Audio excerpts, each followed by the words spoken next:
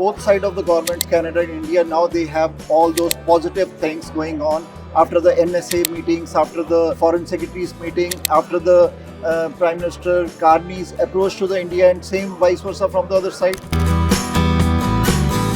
All we want to make sure is Canada, India operate at the highest frequency. They have the best relationship possible. This is a good sign, good reset for both countries. And we are seeing some positive developments. Past is past now. Yes. I think we are all ready to forget that, whatever happened. With the current scenario going on in the international world and our dependency on next door neighbors, I think it is a very, very important step that Canada look out. Students having an Indian passport, they commit crimes there. We have not deported them. Our jails are filled with them. Even Milton jail is 90% Indians are there.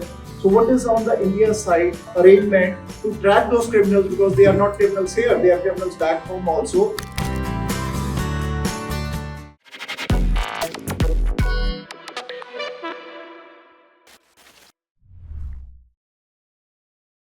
Canada-India Foundation Chairman Ritesh Malik. Canada-India Foundation is hosting High Commissioner of India to Canada, Honorable Dinesh Patnaik.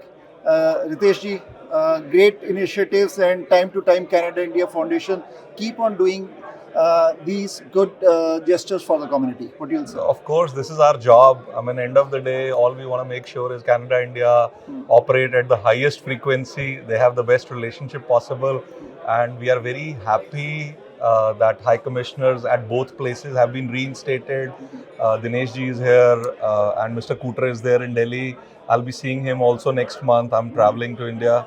But yes, this is a good sign, good reset for both countries.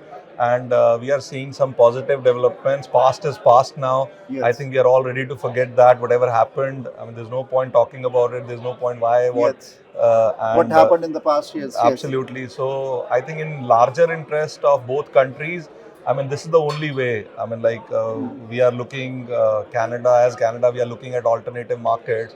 And there cannot be a better market than India, particularly with the strong diaspora here in Canada.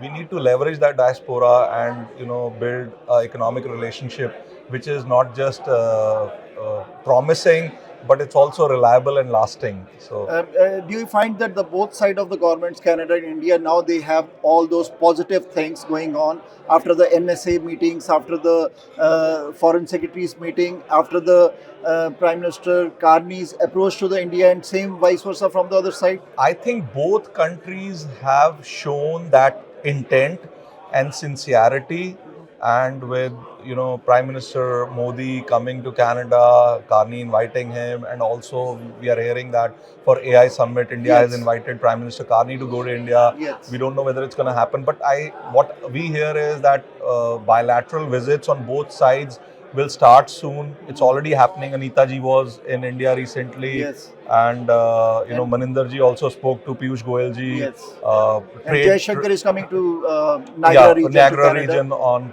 I believe, 12th. Yes, on 11th, 12th. 11th, 12th, yeah. Yes. So it's a positive sign. Very positive. I think very positive. They both realize they both need each other, and there is no way but to work together. Okay, being the chair of the Canada-India Foundation, what is the vision, what is the motto of this organization?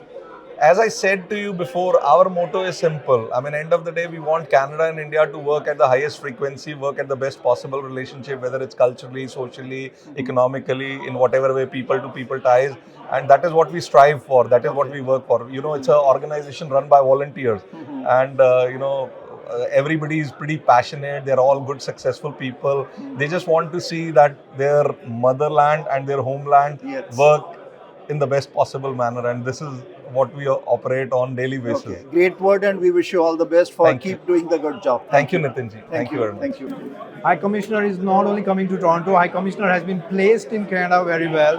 Both countries has taken a wonderful initiative by having Canada in India and India in Canada. This reset of relationship will going to result in a very fruitful for people-to-people relation. As we all know, Canada and India has a very good people-to-people relation, which will further develop a B2B relation. So first of all, I'd like to welcome everyone on behalf of Canada India Foundation. My name is Sanjay Makkar. I am the national co-convener for Canada-India Foundation. It's our privilege, it's an honor to welcome High Commissioner, who is going to restart the journey which stopped at some point back and reunite these two countries. I think it's a very, very good start. Of course, great kudos to our new Prime Minister, Prime Minister Mark Carney, who have taken this initiative to bring these two economies together. With the current scenario going on in the international world and our dependency on next door neighbors, I think it is a very, very important step that Canada look out to other partners. Canada look out to the friends who were there and they lost. So I think this start of the journey of High Commissioner is start of a new chapter, and I hope this will be very long lasting, very fruitful for Canadians, Indo-Canadians, for Canada and India. I think this is a great moment for all of us, because Canada and India traditionally we have got a huge complementary. We both nations are, and I think this is a lull period in between. But this disturbances, I think we are done with that, and now it has become a past. It's of yesterday. Now there should be a new dawn of relationship between Canada and India. Patnaik today, sir. Thank you so very much. I mean, we waited almost 10 months for someone to come and do the needful.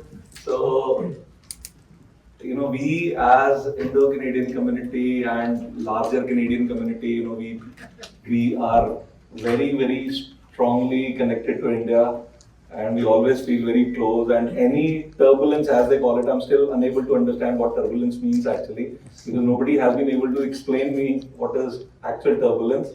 But whenever there is some sort of turbulence, it really affects all of us, and we really feel from our heart, and we are really happy that finally diplomatic relations are getting back on track, and you are here.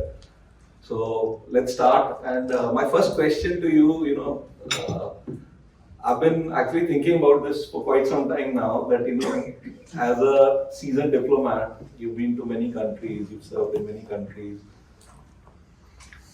I want to understand, like currently, from diplomatic standpoint, when somebody is posted to Canada, is it anxiety, excitement, what it is like? We want to understand that. Thank you very much, but let me first say I'm really delighted to be here with all of you. I can see a very expectant crowd. You covered most of the points and very impressive, very informative, and thanks for all those. We noted those points. It's very informative. My question is Indian passport holders here in Canada.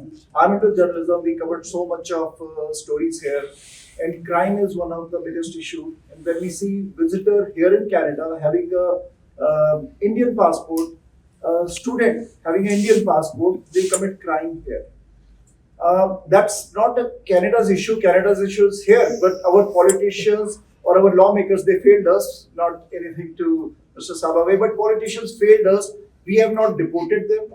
Our jails are filled with them. Even Milton jail is 90% Indians are there.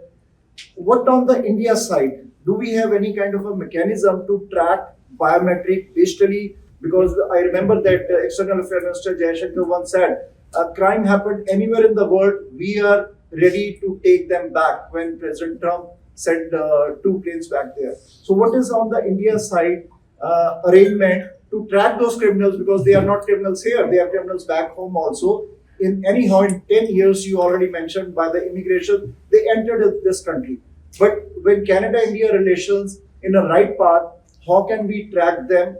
That is my first question. I will have a follow-up on also. You just can't pick up anybody, because we've had cases in the past where Pakistanis, Bangladeshis,